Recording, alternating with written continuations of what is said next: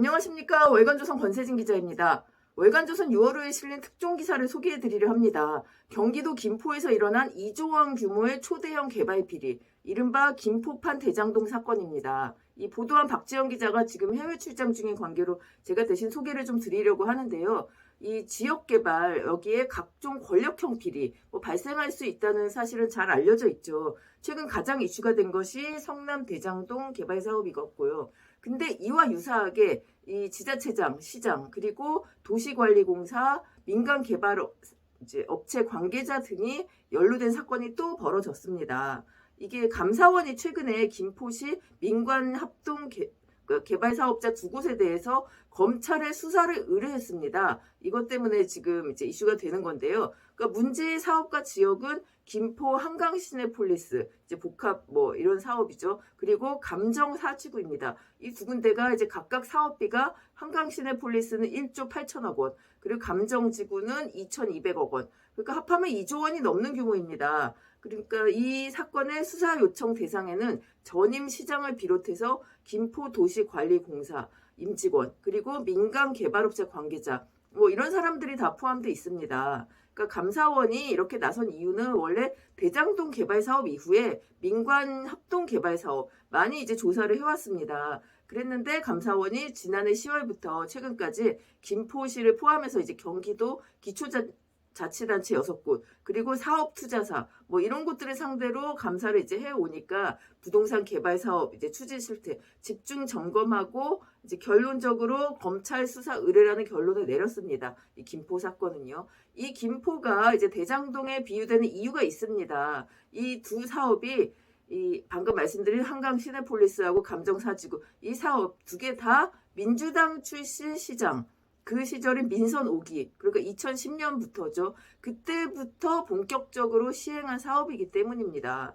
그러니까 김포시는 두 사업 모두 민선 7기, 그러니까 2018년에서 22년, 이때도 민주당 시장이었습니다. 이때 이 사업을 민관 합동 개발 방식으로 전환을 합니다. 그래서 이제 그때 출자자 변경 공모가 이루어졌고요. 그래서 기존의 사업자를 새 사업자로 대체를 했습니다. 감사원이 이제 봤을 때는 두 사업 모두 이제 새롭게 선정한 특정 민간 사업자, 여기에 엄청난 특혜가 돌아가는 구조다, 이렇게 판단을 한 겁니다. 그래서 이제 검찰에 수사 의뢰한 거고요. 자, 이제 김포 시내폴리스가 어떤 사업인지 잠시 보겠습니다. 총 사업비가 1조 8천억 원이라고 말씀을 드렸는데, 이 한강 시내폴리스는 고촌읍 향산리, 걸포동 이런에 약 34만 평 크기의 그 부지에 들어서는 방송, 영상, 미디어, 이걸 복합단지로 만들겠다는 겁니다. 산업시설이고 지원시설, 여기에 더해서 주거시설 용지에는 대규모 아파트까지 들어갑니다. 이런 시설과 아파트 이런 게 전부 다 들어가고 있는데, 이 엄청난 규모의 대단지가 내년 준공을 앞두고 있습니다. 이 사업은 이제 김포시가 민주당 시장이 재직했던 민선 5기부터 이 사업을 주요 시책 사업으로 추진을 해왔습니다.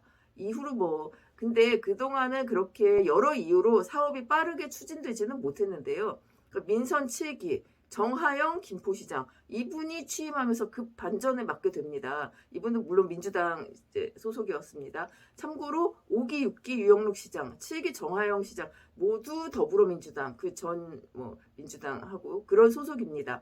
그러니까 정하영 시장이 취임하고 2019년 중순 김포시가 출자자 변경 공모, 아까 그 사업이요, 그 공모를 통해서 기존 민간 사업자를 S라는 회사로 대체를 합니다. 그리고 이제 그렇게 됐는데 이제 우선 협상자가 있을 거 아니에요. 여기는 건설 금융 출자자로 참여한 IBK 협성 컨소시엄, 여기를 선정을 했습니다. S사가 아니고. 이걸 좀 설명을 드리려고 하는데, 여기다가 또 김포도시관리공사가 공공 출자자로 참여해서 이제 결국 공사와 민간이 공동 출자하는 민관 합동 개발 사업 방식, 이렇게 만든 겁니다. 감사원은 이 과정에서 들어보시면 지금 짐작이 가시겠지만 S라는 회사가 특혜와 막대한 이익을 얻었다고 판단을 한 겁니다. 그리고 또 이 S사뿐만이 아닌 제3자에게도 부당한 이득이 돌아갔다고 본 거죠. 이와 관련해서 이제 또 책임이 있는 곳이 있는데요. 김포도시공사. 여기는 왜 문제가 되면 PFB라고 프로젝트 금융투자회사라고 하죠. 여기서 이제 이 PFB를 이제 안건의 찬성 의결을 김포도시공사가 했습니다. 공사는 이 PFB를 지도하고 감독할 의무가 있거든요. 그런데 이제 그렇지 않았다는 얘기고요. 그럼 S사라는 곳은 어떤 곳일까요? 이 2023년 S사 감사보고서에 따르면 이곳은 출자자 변경 공모, 아까 말씀드린 김포시가 그렇게 했던 그 무렵인 2019년 3월 그때 설립된 소규모의 신생업체입니다. 감이 또 올 수 있을 것 같습니다. 아까 말씀드린 프로젝트 금융 PFV 지분의 48%를 갖고 있습니다. 이 소규모 신생업체가 지분을 그 절반 가까이 갖고 있는 셈이죠. 그리고 아까 김포도시공사의 지분은 20%에 불과합니다. 그러니까 S라는 회사는 실질적인 한강 시내폴리스 사업의 대표 회사인 거죠. 근데 소규모 신생업체다 보니까 아까 그렇게 공모를 했을 때 우선 협상 대상자가 될 수 있겠습니까? 자격이 없겠죠. 그 조건을 충족하지 못하는 상황이었습니다. 그래서 형식적으로 아까 말씀드린 IBK 협성 컨소시엄이라는 곳이 우선 협상자가 된 겁니다. 이제 감사원이 보기에는 이 사실 자체가 공모 지침을 위배하는 것이라고 판단을 한 거죠. 이게 눈을 속이기 위해서 이제 얼마 되지도 않는 지분도 별로 없는 이 컨소시엄을 바깥으로 내세워서 자격이 안 되니까 S사는 이런 것 자체가 이제 문제가 있다 이렇게 판단을 했고, 그리고 문제는 방금 말씀드린 것 외에도 굉장히 많은데요. 이 S사는 분양 대행 계약을 이 S사가 대주주로 있는 그런 회사와 체결을 하고, 개발사업 용역 이런 것도 자기 거래, 자기 회사 밑에 있는 이런 작은 회사들 이렇게 해서 부당 이득을 챙긴 것으로 감사원은 판단을 했습니다. 또 S사는 그 인센티브 지급할 조건이 안 됐음에도 불구하고 막대한 금액의 인센티브를 수급하기도 했고요. 그리고 결과적으로 감사원은 이 모든 안건에 찬성을 한 김포도시공사도 책임이 있다고 지적을 했습니다. 그렇다면 이게 여태까지 봤을 때 이 대장동이 민관합동개발사업 한 거랑 굉장히 좀 비슷한 케이스입니다. 지역의 반응은 어떨까요? 이제 지역에 좋은 게 들어오면 좋은 게 아닌가 또 이렇게 생각할 수도 있는데, 이 30만 평에 달하는 대규모 사업을 이제 하면서 현재 김포시는, 그러니까 김포 이런 게 들어간다면 김포시도 발전을 하고 뭔가 이득이 있어야 되는데 김포시가 가져가는 게 없다는 지적이 지금 나오는 겁니다. 전부 민간업체에 몰아주는 구조라는 거예요. 그러니까 어떻게 보면은 이 정권이 바뀌거나 이 시장이 바뀔 경우를 좀 대비해서 돈을 이렇게 뒤로 뺀 게 아닌가 이렇게 의심을 할 수도 있지 않겠습니까? 그리고 또 해당 업체의 부당한 인센티브, 자기 거래, 사적 소송비 이런 게 또 비용으로 들어갔기 때문에 준공 후에 이제 청산을 하고 나면은 김포시는 이제 남는 게 없다는 게 또 현재 김포시의 주장이죠. 지금 김포시장은 이제 그 국민의힘 소속입니다.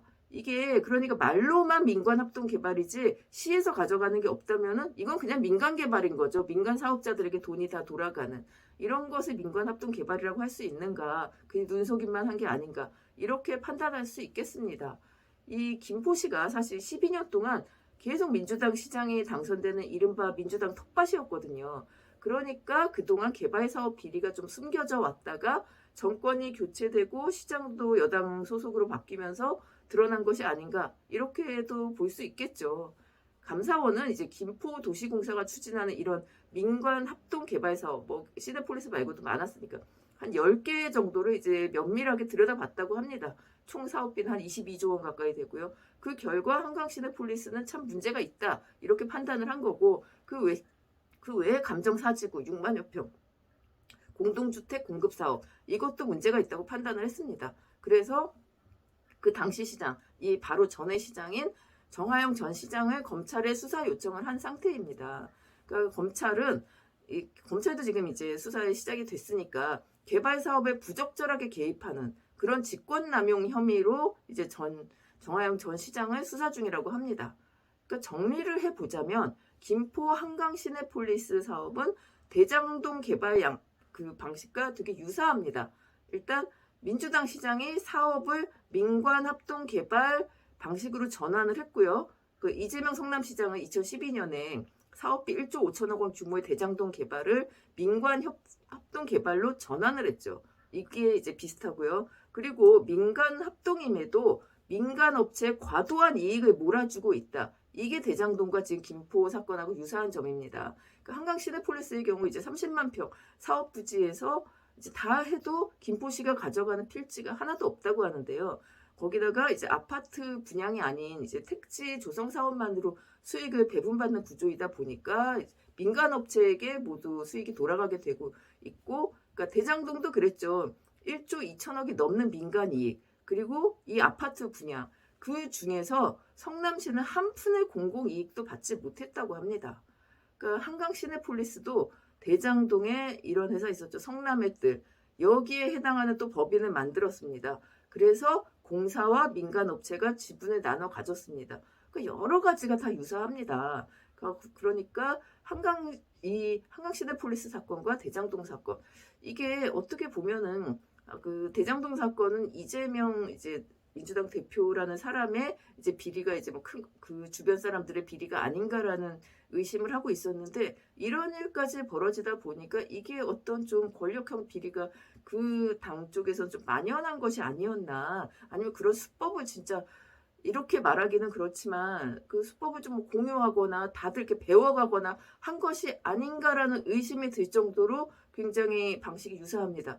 그때 이제 민관합동 개발로 전환하는 그런 과정에도 무언가 다른 이제 흑막이 있었지 않느냐, 이런 의심도 할 수 있고요.